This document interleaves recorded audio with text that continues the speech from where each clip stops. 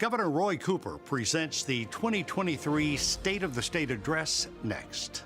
Quality public television is made possible through the financial contributions of viewers like you, who invite you to join them in supporting PBS NC.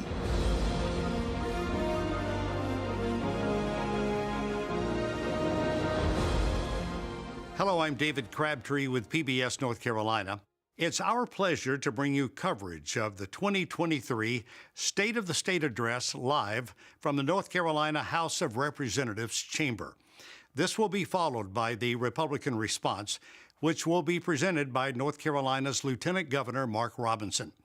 PBS North Carolina partners with state leaders of both parties to offer you and our media colleagues access to this special event.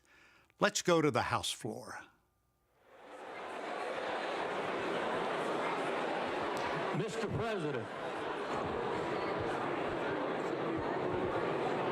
I have the honor to announce the presence of His Excellency, the Governor of the State of North Carolina, Honorable Roy Cooper.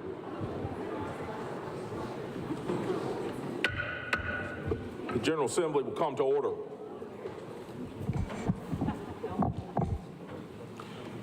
The Sergeant at Arms of the House and the Senate will escort the committee and His Excellency to the well of the House.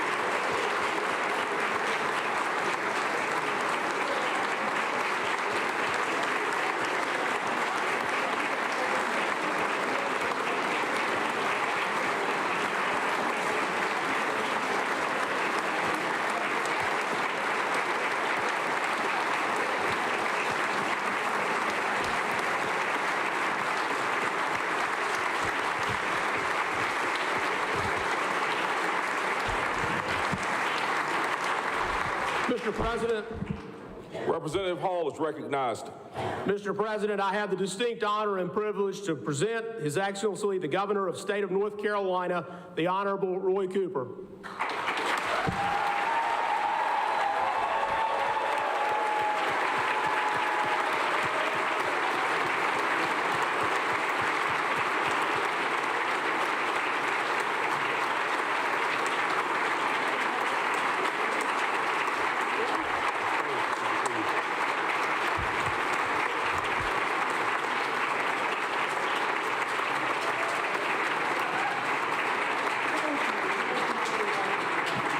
Members of the General Assembly, distinguished guests, His Excellency, the Governor of the State of North Carolina, the Honorable Roy Cooper.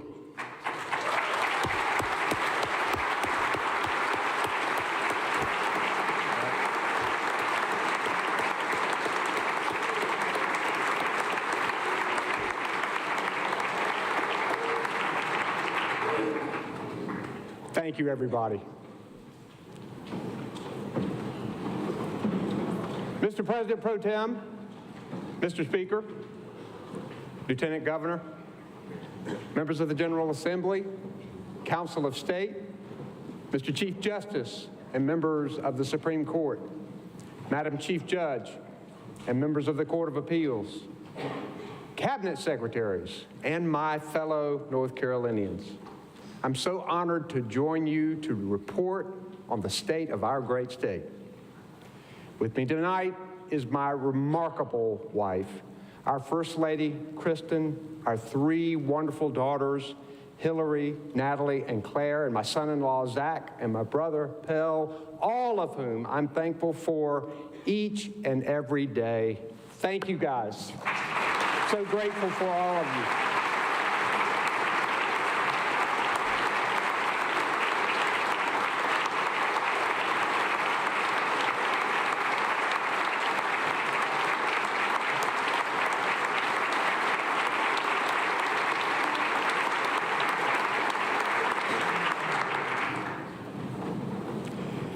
You know, each generation has but so many chances to leave an indelible mark on history that benefits generations to come.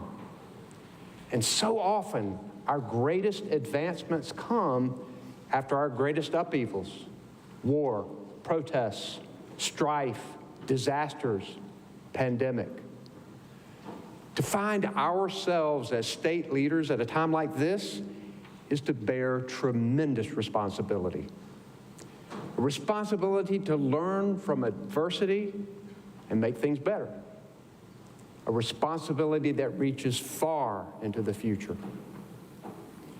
234 years ago, legislative leaders, following the directive in our first Constitution, cited the indispensable duty to consult the happiness of a rising generation, and chartered the first public university in the nation. Today, the positive effects of North Carolina's great public university system reach around the globe.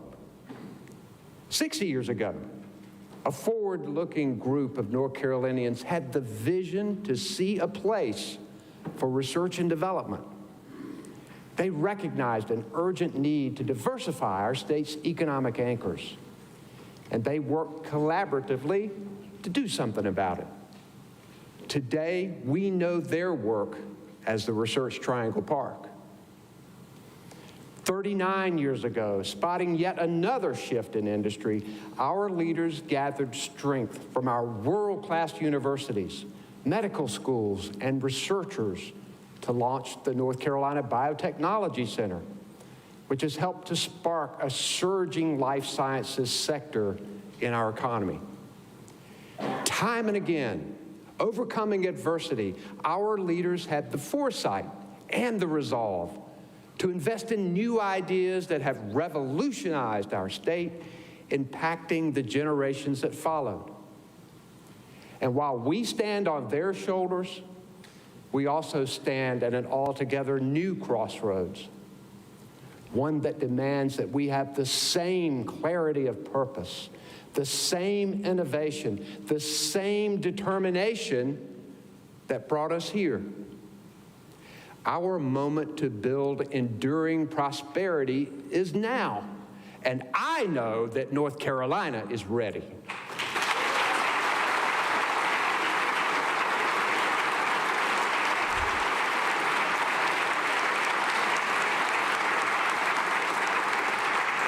As we sit here tonight, North Carolina is cementing its place as a leader in the global clean energy economy.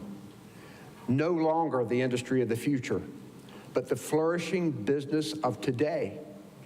North Carolina is now a clean energy destination, bringing good-paying manufacturing jobs to parts of our states that years ago knew more factory closures than ribbon cuttings. Consider electric vehicles, now projected to grow into a $400 billion global market in just 5 years, and it's cranking up right here. From the battery manufacturing in Randolph County to the semiconductor production and electric vehicle manufacturing in Chatham County to the charging station production in Durham County, North Carolina has a claim to every link and every job in this fast-growing, lucrative supply chain. The private sector electric vehicle market is about to take the world by storm, and North Carolina is riding the first wave.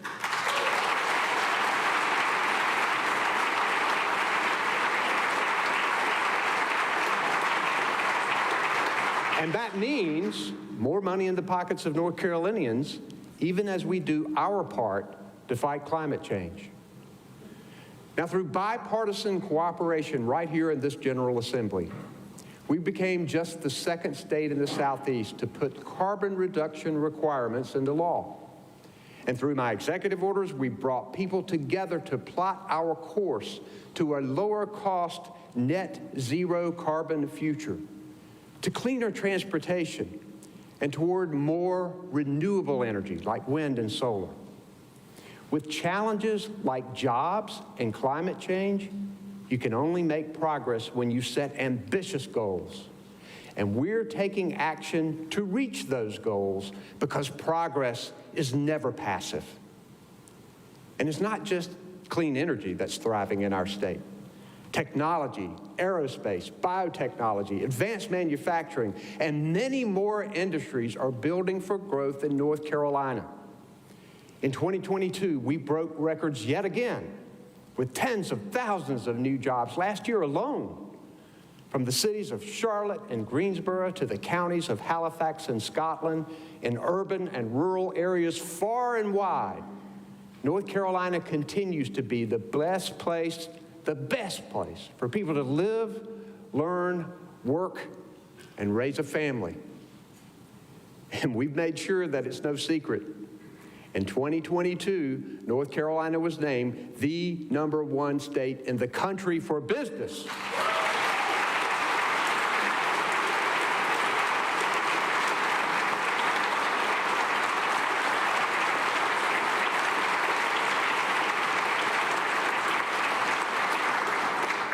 You legislators deserve some of the credit for that.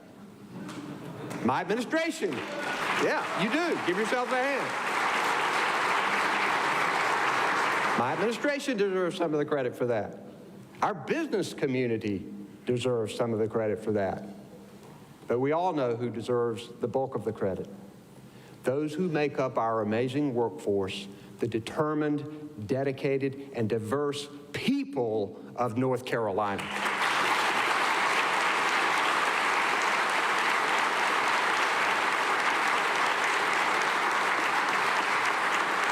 Yep, our talented, educated workers are the foundation of our economic success.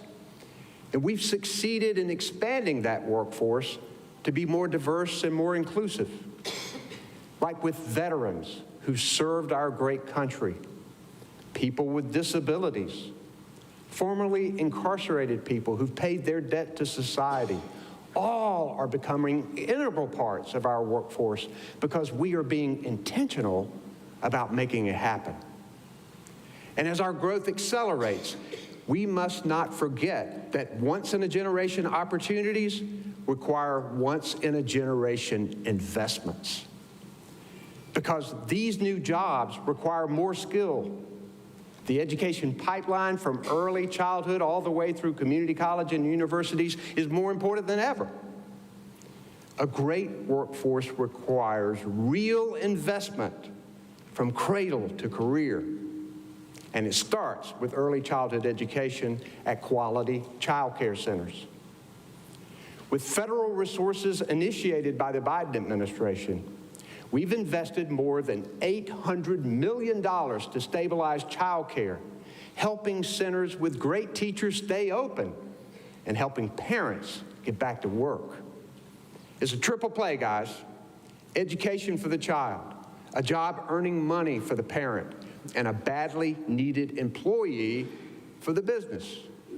We need to fill them with high quality staff and keep these child care centers open.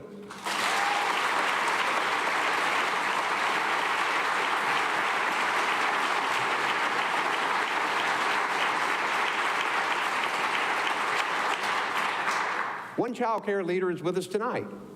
Rhonda Rivers is the Regional Director of Curriculum and Training for Leaf Spring Schools in Charlotte. Her centers used our child care grants to give bonuses to recruit and retain high-quality teachers. Rhonda has said that these grants helped her keep good teachers who might have been forced to go elsewhere, even though they love their jobs. For all they do for children, parents, and businesses, let's give Rhonda and her colleagues a hand for their amazing work. Rhonda?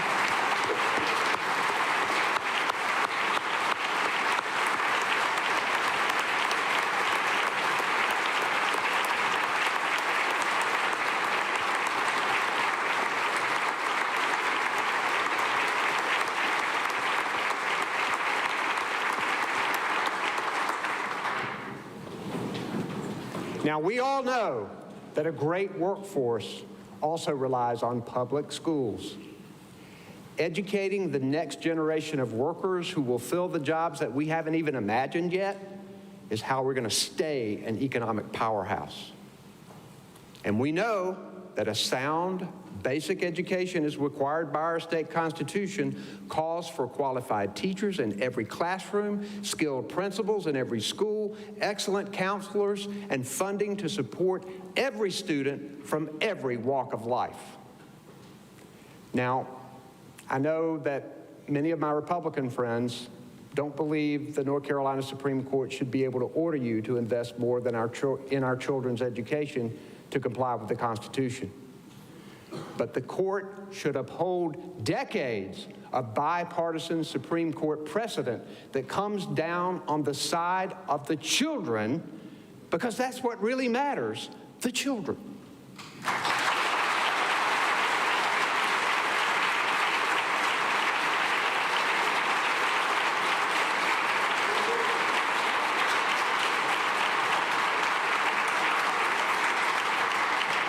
The education investments ordered by the court are not only the right thing to do for our children, but our parents, our workforce, our businesses.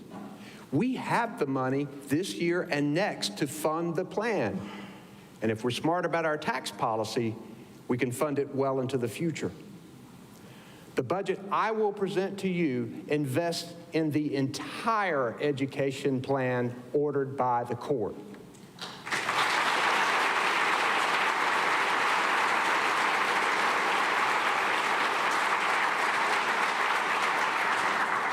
It gives teachers and principals double-digit raises.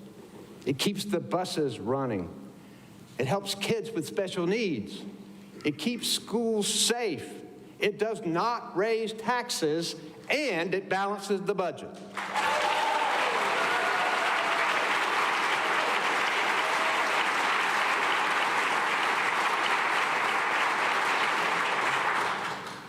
Supporting students also means more mental health care. The youth mental health crisis cannot be ignored. Just ask Meredith Drawn, who's here with us tonight. Meredith experiences this crisis up close. As a counselor, a school counselor at B. Everett Jordan Elementary School in Alamance County, Meredith sees firsthand the increasing number of children dealing with stress and anxiety. Her support is critical to their well-being and can be life-saving. All our counselors, teachers, and school staff play a vital role in student mental health. And we are so proud that Meredith was named the 2023 National School Counselor of the Year. Let's give Meredith a big hand.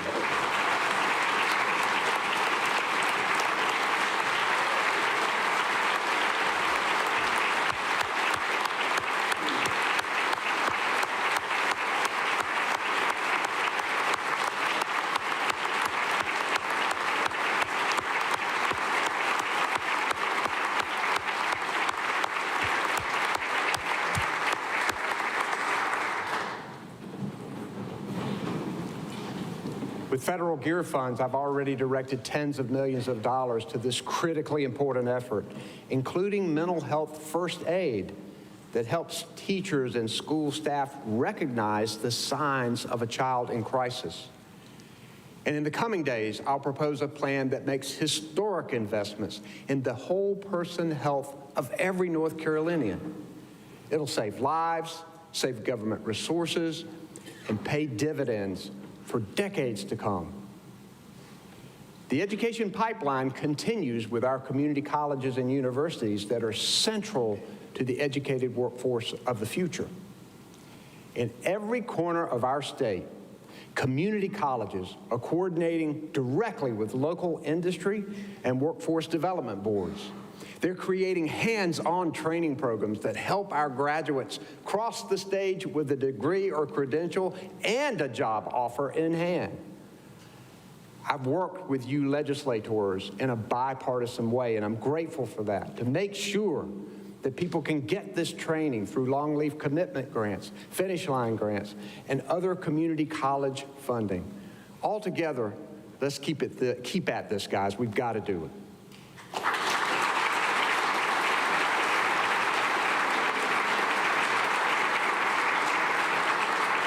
We also have the very best array of public and private universities, including more four-year HBCUs than any other state in the country.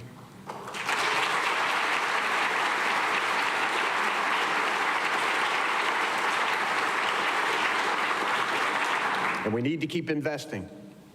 But in order for our public universities to stay great, our leaders on the University Board of Governors and Trustees must reflect the broad demographic and political diversity in our state.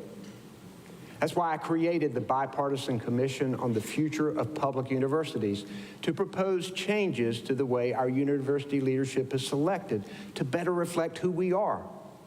I ask you to carefully consider their report. We must maintain a world-class education system, keeping our amazing state employee workforce together, building infrastructure, making sure that people are healthy, and making other investments to keep our state thriving. That requires a smart tax policy. Now, before the finger-pointing starts, I want to be clear. We do not need to raise taxes.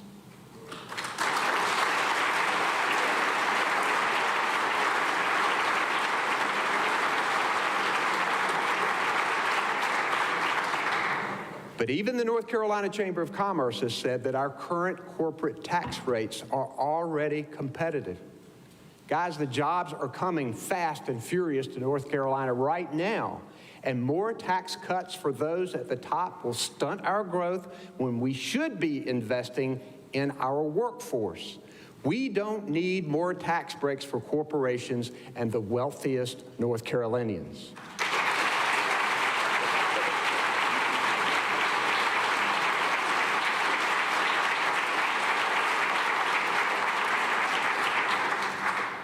In addition to education, we're tackling the challenge of our robust growth with more critical infrastructure, like roads and bridges and ports and rail. And thanks to the generational investments of the American Rescue Plan and the bipartisan infrastructure law, we're investing more than $2 billion to do what once seemed like a faraway dream. We are going to ensure that every home in North Carolina has access to high-speed internet.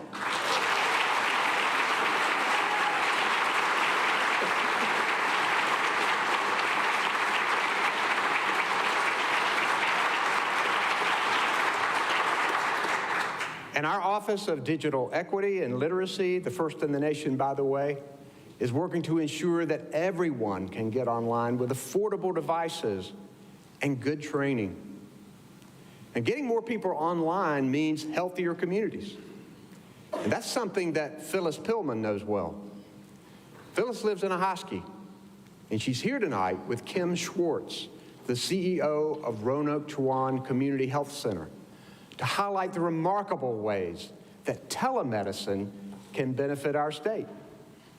Phyllis has a hybrid plan of care where she sees a regular doctor in person while connecting with specialists as far away as Charlotte.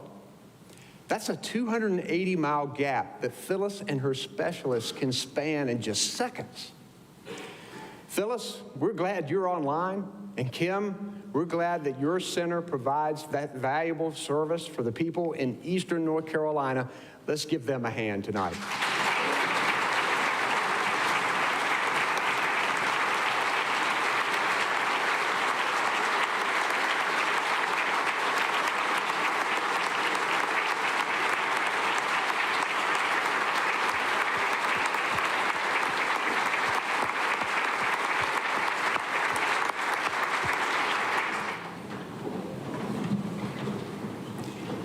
Also using federal funds to make historic investments in clean water. Across the country, we've seen the consequences of neglected water systems, particularly in our rural communities. Without reliable, clean drinking water, families struggle, new businesses won't come to town, and communities can wither. Traveling across the state, I've heard stories from families who can't wash their clothes regularly because the water's brown, about pipes that freeze and break when it's cold, about frequent boil alerts because the water may not be safe. Now those stories will change. In a normal year, our state invests around $200 million in clean water infrastructure.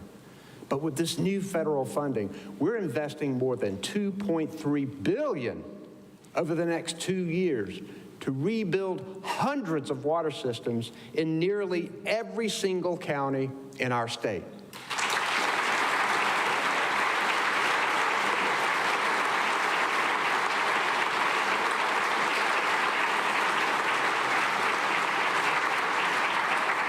The town of Ivanhoe in Sampson County got one of these grants because Russell Devane, who's here with us tonight, worked with other members of his community and with local and state government to highlight the problem, resulting in $13.2 million bringing clean water to his town.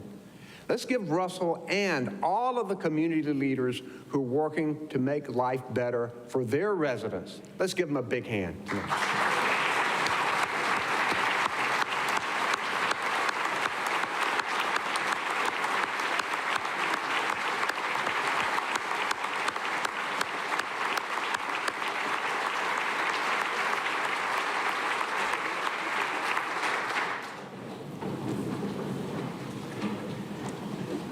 Tonight I've stressed how we are at a pivotal moment with unprecedented opportunities to benefit the generations to come.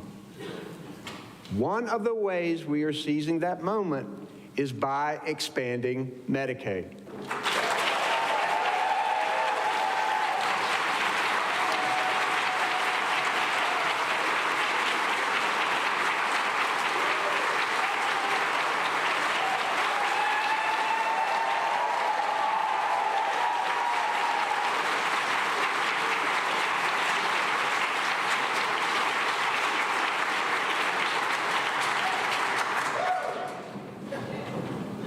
I'm grateful for our unified Democratic legislators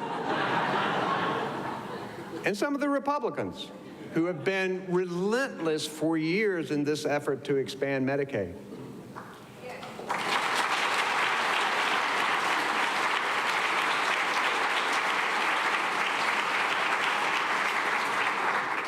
And I commend the hard work of the Republican leadership of this legislature for embracing this and coming together in agreement.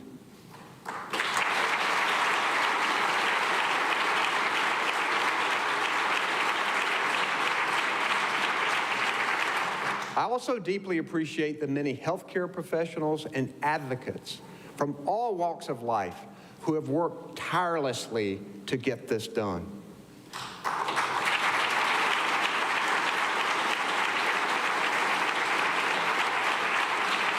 When we get Medicaid expansion across the finish line, it will save lives.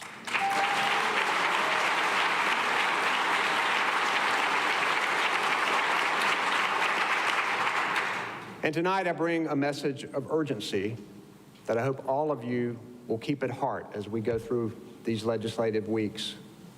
Every month we wait to expand not only costs lives, but cost our state more than $521 million a month in federal health care dollars. And if we don't expand soon, we will forfeit an additional $1.8 billion in health care access and stabilization, or HASP funds, that our hospitals will never get back. And that would be particularly hard on our rural hospitals. No business would make that kind of financial decision. Guys, finally, we all now agree on Medicaid expansion. We all now agree on how to do it, and we all now agree on what other health care laws will be changed with it for mental health, for working families, for rural hospitals, for a healthier North Carolina, for $1.8 billion that we cannot afford to leave behind. Let's expand Medicaid now.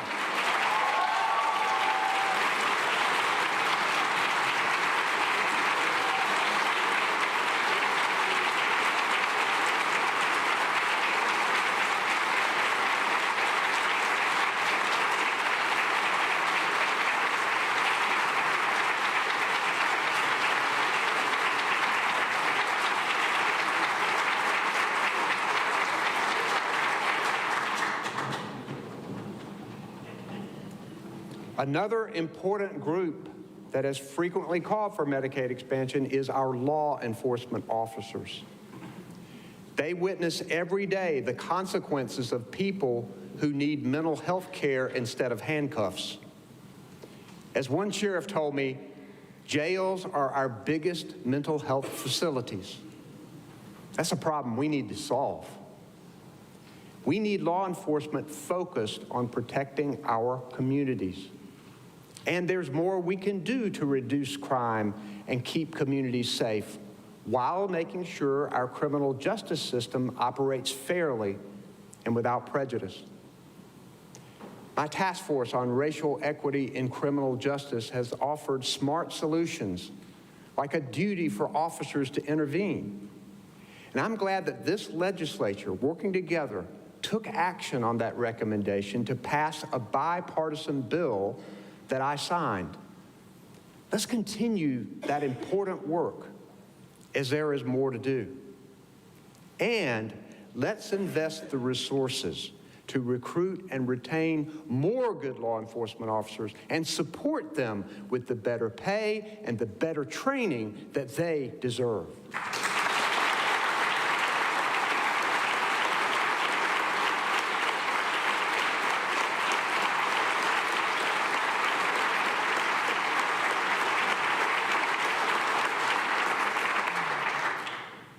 And let's take affirmative steps to make life safer for these brave law enforcement officers and everyday people by keeping guns away from children, criminals, and those who are a danger to themselves or others.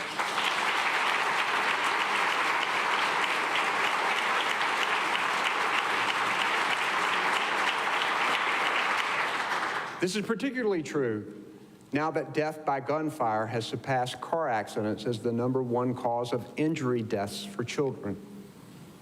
A recent report found that in 2021, children in North Carolina were 51% more likely to die from gun violence than children in the United States as a whole.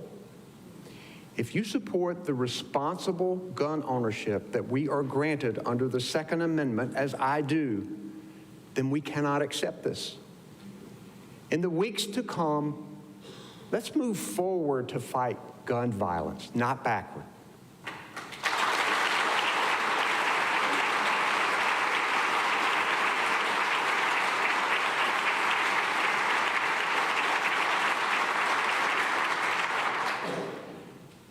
At the outset of my time as governor, I set a clear goal. I wanted North Carolinians to be healthier, better educated, with more money in their pockets, to have lives of purpose and abundance. And though we still have hard work ahead for working families, for hurricane survivors, and those who feel forgotten and left behind, I'm encouraged by the progress that we have made as a state. Progress that's been possible because we've all agreed on economic development strategies and worked to create a good business environment with the best employees in the world. Now, avoiding the worst of the culture wars these past 6 years has also been good for business. We worked together in a bipartisan way to fully repeal the horrible bathroom bill the first year I took office. And as we look to the future, I challenge this General Assembly to keep us off the front lines of those culture wars that hurt people and cost us jobs, so that we can continue our successful bipartisan work.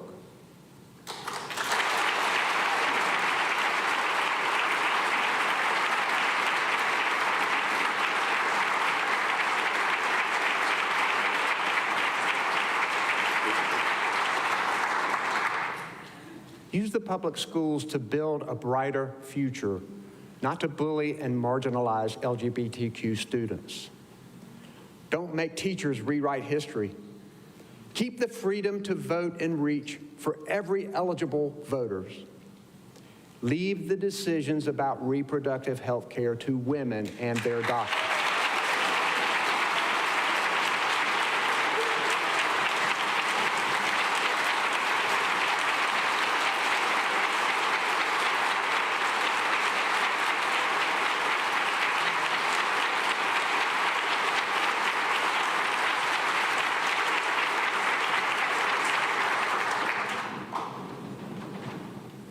We must not go backward when so much promise lies ahead. In my 6 years as governor, you legislators and I have found plenty to disagree about, but we have found areas of common ground to strengthen our communities, create opportunity, and make our state more resilient and prepared for the future. Many of us in here have a deep faith in God. We share common aspirations. We want safe communities, good jobs, and an affordable quality of life. We want to give our children more and better opportunities than we had. This has always been North Carolina's story. Good people from diverse communities coming together to build a common future. I know that fierce debate will continue, but I appreciate that regardless of perspective, the men and women who serve in this body share a love of our state and a respect for the responsibility that comes with public service. Thank you for that.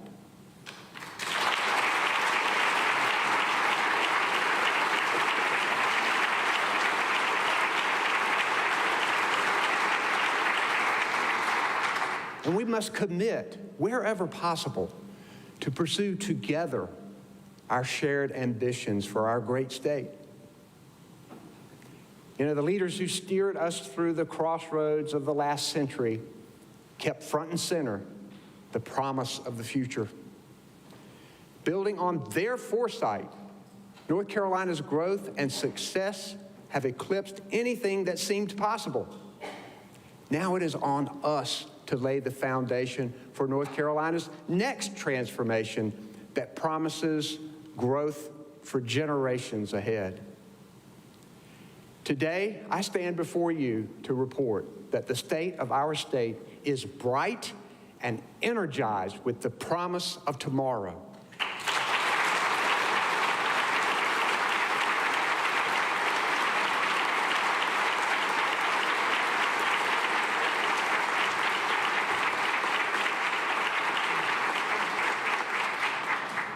And as we envision tomorrow and all the days that follow, let's work toward a North Carolina where the doors of opportunity are wide open, bursting with possibility for everyone.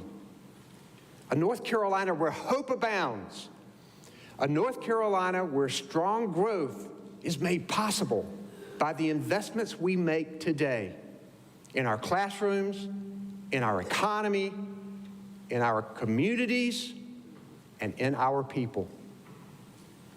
Thank you, and may God bless North Carolina and the United States of America. Thank you.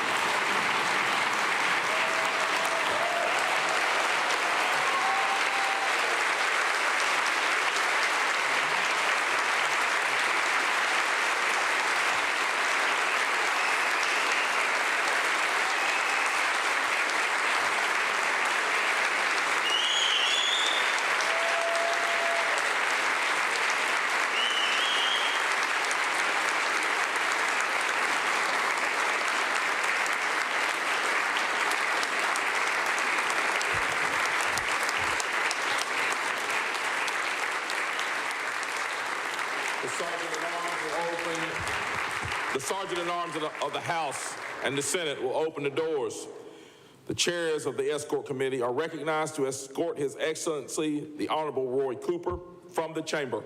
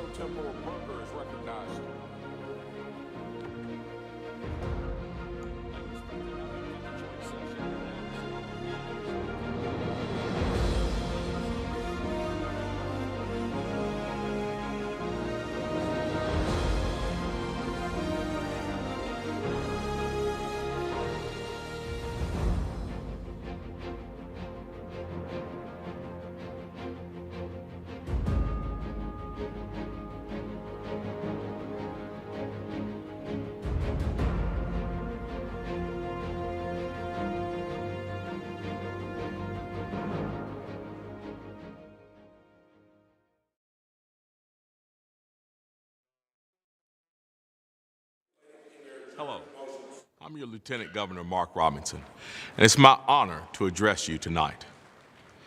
I was born and raised in Greensboro, North Carolina, as the ninth of 10 children. Our home was filled with alcoholism and violence. My father routinely abused my mother. When I was in the 5th grade, my father died, and I was terrified. He'd been the sole provider for our family. I thought we were going to be homeless. I wasn't sure that my mom would be able to provide for the 5 of us that were still living at home. A few days after my father died, a friend of my mother came by and told her, well, now you can kick up your feet and relax because you can get welfare and be taken care of by the state. But my mom decided to take a different path. She walked across the street from our home and got a job as a custodian at the local university. There, she cleaned up for other people's children to provide for her own. I remember the first paycheck she got. She picked up McDonald's for dinner. You would have thought we were eating a 5-star meal. That was the best food I've ever had. I was so proud of my mom. She was my hero. She encouraged me to dream and told me that with faith, hard work, and perseverance, I could achieve anything. My mom passed away in 2016. I know she would be proud to see her son serving as the first black lieutenant governor of North Carolina. The journey to where I am today was long and difficult. Like so many other North Carolinians, I faced my share of adversity. I lost not 1, but 2 jobs to NAFTA. I laid awake at night wondering how I was going to pay my bills. I lost my house, my car, and decades ago was forced to declare bankruptcy. But like my mother taught me, I leaned on my faith, continued to work hard, and persevered. Now I've been married to my wife for over 30 years. We have 2 wonderful children and 2 incredible grandchildren. I've served in the military, worked in manufacturing, been a general manager at a restaurant, and owned a small business with my wife. You see, I'm not a politician who talks about the issues facing our state as someone who doesn't understand them. In fact, I don't consider myself a politician at all. What I am is a public servant who knows what the people of North Carolina are going through and wants to serve them and will fight for them. And like my own personal journey, our state has experienced both hardship and victory. Since Republicans were elected to the majority in the General Assembly, they have implemented common sense economic policies to ensure that you can keep more of your hard-earned money. And they've been good stewards of your money. Like your family, they've had to set a budget and stick to it. That fiscal responsibility resulted in historic economic growth. The Republican-led General Assembly turned a state that was billions of dollars in debt and struggling financially into an economic powerhouse. North Carolina is the #1 state in the nation to do business. But while we've seen tremendous growth across the state, many families are still struggling. If the Democrats have their way, they'll pull us back into an era of government overreach, high taxes, and attacks on our personal freedoms.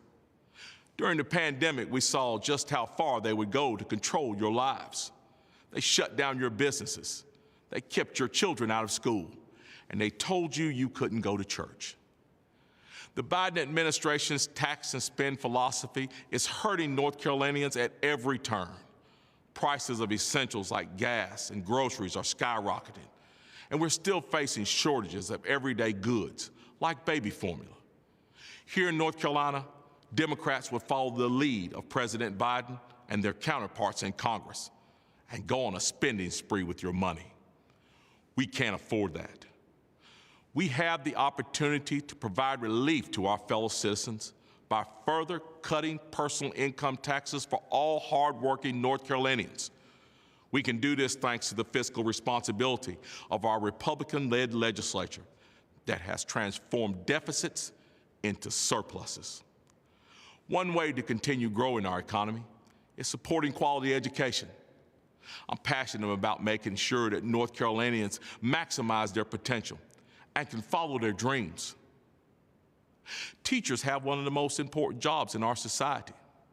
We must hold them to professional standards and we must pay them as the professionals they are. We need to quit asking teachers to be police officers, social workers, and parents. Their job is to teach, plain and simple. And what should they be teaching our students? They should be teaching our students how to think, not what to think, ensuring that personal or political ideologies stay out of the classroom, and that we get back to the basics of reading, writing, and arithmetic. It's a parent's responsibility to teach their children about right and wrong. It's a teacher's responsibility to impart knowledge to them. Over the last few years, it's been harder than ever for our teachers to do that. COVID lockdown significantly impacted our children's learning, and data now shows that kids can't read on a grade level. That's unacceptable. I'll tell you something else that's unacceptable: the violence in our schools. After 9/11, airport and airline security was fundamentally transformed. In the wake of the many tragedies that we've seen on school campuses, not nearly enough has been done to expand security at our schools. The safety of our students shouldn't be a Republican or Democrat issue. It's about protecting our sons and daughters. As you can tell, I'm very passionate about education. It's the reason that I ran for lieutenant governor. During my first few months in office as a member of the State Board of Education, I evaluated the state's proposed K-12 social studies standards and opposed the ideologically driven materials. Because of this, I, the first black lieutenant governor of North Carolina, was called a white supremacist and depicted as a Ku Klux Klan member by one of the largest media outlets in the state. That did not deter me. Instead, it fueled me to fight harder for our students. We've accomplished a lot during our time in office, but I'm most proud of working with the legislature to secure $11.6 million in funding for apprenticeships programs for the rural parts of our state. Programs like this are going to be vital as we look to the future. Like many North Carolinians, my path to a degree was not straight or easy. For nearly my entire education, I was a full-time student and a full-time worker. Often, I could only take a few classes while working to support my family. It was just months ago as the lieutenant governor that I finally walked across the stage at the University of North Carolina at Greensboro and earned my degree, 30 years after starting my journey. I'm proud of the university system that we have here in North Carolina. It's among the best in the country, and it's crucial to the economic growth of our state. Many companies relocate to North Carolina because of the quality workforce created by our universities. However, we must denounce the misconception that the only way to success is through a four-year degree. Thanks to investments by our Republican legislature, we also have an incredible community college system where trade and technical programs provide fast-tracked, well-paying careers in fields that are vital to our state's economy and to our communities. Electricians, plumbers, masons, welders, mechanics, and other skilled trade workers earn incredible starting salaries. Many in those professions are aging out, leaving crucial shortages across our state. As our state grows, industries move here. Those skilled labor and high-tech manufacturing jobs will continue to be in demand. As we look to the future, we must ensure that our state is equipped to deal with the growth we are experiencing. That means we need to have adequate infrastructure. And I don't just mean widening roads and fixing bridges around the metropolitan areas. We need to ensure that the entire state, from Murphy to Manteo, has what it needs. A key component of this is ensuring that everyone in our state, no matter where you live, has access to high-speed internet. It's a fact of life that high-speed internet connections are essential in both business and education. It's going to take a lot of people to work on this issue, and I would be remiss if we didn't acknowledge the ongoing work by our governor and our legislature and even our federal delegation. This issue, like so many others we face, shouldn't be a partisan one. All of us as public servants should be able to come together and get this job done for the people that we serve. The reality is that most people just want their elected officials to do their jobs, to make sure that our education system is strong, that our economy is healthy, and that our communities are safe. Which brings me to the next item I want to talk to you about this evening, public safety. I am highly dismayed when I see elected officials abandon the men and women of law enforcement at the first sign of trouble. And I am furious when they follow narratives instead of following facts. The men and women who protect our communities and our state deserve respect. Elected officials should make sure police have what they need and encourage them to do their jobs and be proactive in fighting crime. That's not the case today. We see law enforcement officers today demonized and vilified, and our communities are paying the price. Police departments are struggling to fill positions. Soft on crime policies release dangerous criminals back onto our streets. And this isn't just in places like San Francisco or Chicago. It's happening right here in North Carolina in places like Asheville. Countless officers across this state just want to do their jobs and serve their communities. We must restore public trust in law enforcement and return an air of respect to the men and women in blue. This means empowering police to engage with the community they serve, properly training and equipping them to de-escalate dangerous situations, and, of course, that elected officials stand with our law enforcement officers, not use them as political pawns.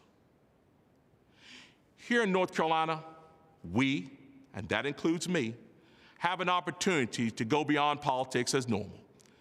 In our society today, we are so divided, and thoughtful discussion is often replaced with tweets, sound bites, and heated rhetoric. When you're sworn in, they don't give you a manual or a guide for dummies, so to speak, on how to serve or face the challenges of public pressure. They don't teach you to handle a media that's more interested in the gotcha game instead of fairly reporting the news. So what do? You try your best. You stay true to who you are. If you make a mistake, which you will, and I have, you learn from it and work hard to do even better. That is what the citizens of North Carolina expect their elected officials to do, whether it be on the city council or on the council of state. We must drop our weapons of political war. We must work hard on behalf of all North Carolinians. We must come together to work on real solutions to the real problems that we face, to overcome the challenges as we always have, and to celebrate our victories. I've shared with you tonight a little about my personal story and the journey that our state has been on. I want to leave you with this. Never could I have imagined, as a poor black kid growing up on Logan Street in Greensboro, that I would be where I am today. In the same way that I overcame the challenges in my own life, we have an opportunity as a state to confront the challenges that we face today, and we can face them head on and work for a better future. Not just for our own tomorrows, but for the tomorrows of future generations. We all have a duty to make sure those children have hope, that they know they live in a state where anything is possible, and that with hard work, they can achieve their dreams. I am honored to serve as your Lieutenant Governor and to live in the greatest state in the greatest nation on earth. May God bless America, North Carolina, and may God bless you. Thank you. This concludes our coverage of the 2023 State of the State Address. You can watch the State of the State and the Republican response on demand on the PBS app or online at pbsnc.org. I'm David Crabtree. Thanks for watching.